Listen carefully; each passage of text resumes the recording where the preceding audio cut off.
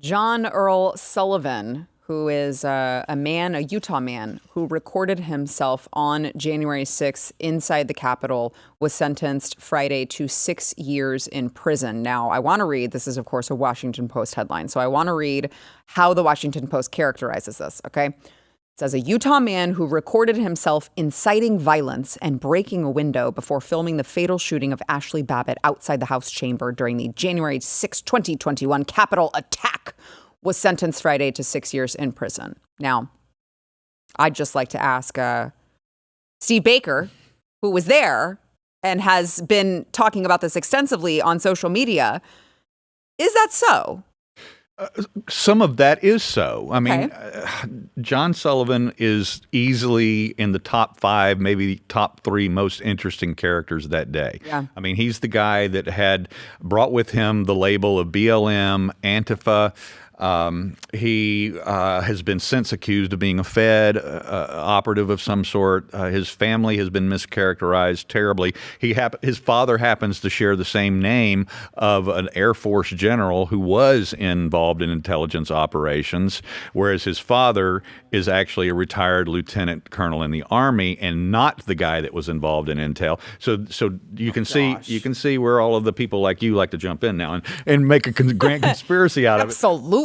But he did say some scary words. He said some very insightful things. He was trying to, I'm not going to quote him and use the exact language he used inside the Capitol, but he wanted to F things up. And he said very clearly that he wanted to incite MAGA to burn this down. Mm-hmm. And so he did have this kind of language. Now, the whole time he was doing this, he was being filmed by another person, a documentarian by the name of J6er, who was doing a documentary on him and his brother. They were the white sheep, black sheep in the family kind of situation where they were, one guy had become the activist Republican. You hate to be featured as the black sheep in a documentary.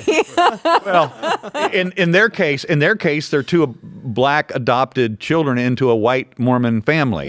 And so the brothers were bitter rivals. They're not blood brothers. They were adopted separately from different parentage, and bitter rivals. One went to the left, one went to the right. This girl found out their story, started doing a documentary on them. She followed John Sullivan there, and then everything escalates, and the story, explodes and goes in all different conspiratorial directions from that point. And I actually believed most of that for well over 2 years until I started diving in, started interviewing the brothers, started interviewing the parents, started following the facts on the ground, started seeing all of the video. When people, I'd challenge anybody out there that if you thought you saw John Sullivan on the Capitol campus that day wearing a Trump hat, and you text me, X me, call me, or otherwise criticize me and say, I saw that with my own eyes. No, you didn't. You didn't. It wasn't him. No, it wasn't him. And I have had people just in the last few days since his sentencing sending me photos of other black men wearing a MAGA hat. And I'm like, no, that's not John Sullivan. That's awkward. Thanks for yes, it is awkward. But this is what people have been plied with by the grifters, the J6 conspiratorialists, the people that are making a living, making a money about blowing this thing up bigger than. Look, it's big. It's big enough on its own. Right. You know as well or better than anybody how impactful this is on people's individual lives, and in Sullivan's case. And we won't take the whole segment here to let me just ramble on, but I'll just rant for one more second here. Please. Is that 98% of what everybody out there thinks that they know about Sullivan is not true, and that doesn't take away from the bad things he said, right, from the bad things he did, the stuff that he did long before January 6th, the stuff he did on that day, the stuff that he said after. It's all on the record. He said these things. Now, is he even telling the truth about himself?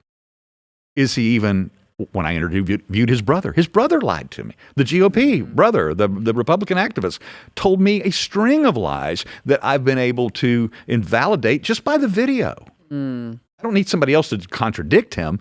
But when you have access to unlimited amount of video to watch these guys and watch their behavior from morning till the end of the evening, and you find out, Sullivan was not leading 200 Antifa people on January 6th.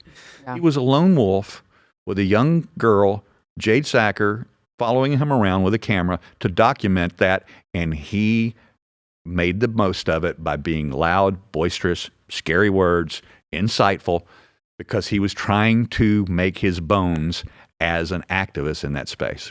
Now, see, I, for one, am surprised that there's misinformation concerning January 6th. This is the first time learning this. Yeah. That there are things that we hear that aren't true. Right. Well, we know that you stole, government property and took it home with you, right? I got a plane seat for it. I tucked it in and everything, and every night I wax it one more time just to make sure it stays in good condition. I am watching you with all of this stuff, all of this furniture here on this set. I've got my eye on you, Adam. That's understandable. I've got a history. Yeah. We're just still trying to figure out if we can even legally be in the same room together at this point. So we're all going to find out now. So then I guess I'm not going to push back, but I'm just devil's advocate here. I think that it's hard for people because there have been so many questions about whether the feds were involved, to what extent the feds were involved, all of the hearings where they couldn't directly answer questions on how many federal assets they had in the crowd inciting them, and all the stuff about Ray-Epps, that I think the one thing that remains certain is that the American people have absolutely no reason to trust that their government is telling them the truth. And that's where you get all of the crazy conspiracy theories and distrust. You're exactly right. Yeah. 100%. Yeah. I've dedicated my life to proving that what they are doing to these January 6th defendants is absolutely immoral, illegal. It is evil. Yes. Yeah. And they are not telling us the truth. Yeah. But not every single rock has a demon underneath it. Yes. Yeah, you're right. I think the point of a lot of the misinformation is to get people confused about what actually happened that day. There are a lot of people who showed up to a protest, they walked in a building, and they went to prison for it. Yeah. They're doing nothing more than exercising their First Amendment rights. Right. And they keep throwing the misinformation out here because they want to keep people in the dark about it. Amen. Amen. We got to go to a quick break. We'll be right back.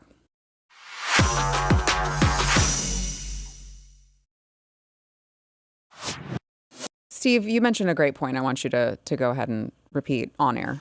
Well, it's important for everyone to focus on what he got sentenced for. For scary words, he got sentenced to 6 years in prison, whereas other January 6th defendants who did actual violence, actually assaulted law enforcement officers, didn't get that much. Why? Because all of January 6th is about scary words. If you're Stuart Rhodes, you got 18 years because you supported the president in evoking the Insurrection Act. Yeah. Well, the president didn't, so Rhodes didn't do anything. Right. He didn't carry any weapons into the district. He didn't go into the building, and he didn't order his Oath Keepers to attack Congress. So about scary words and also embarrassing pictures. Looking at you, Adam. It's embarrassing them. That's what the picture does. Yeah. They do not like to be made fun of. I didn't mean embarrassing to you. Yeah, I love that picture. I think it's hilarious. Iconic. I think it's hilarious. It is. I love that he says this. Which, by the way, if you guys haven't seen, Adam is doing like a Capitol tour. I am. And he was there in D.C. where tell them what the shirt said. Oh, the shirt said, I visited the Capitol and all I got was solitary confinement. So good. I didn't get solitary confinement, but I still want one. It's so good. Gentlemen, thank you guys for being here. Thank you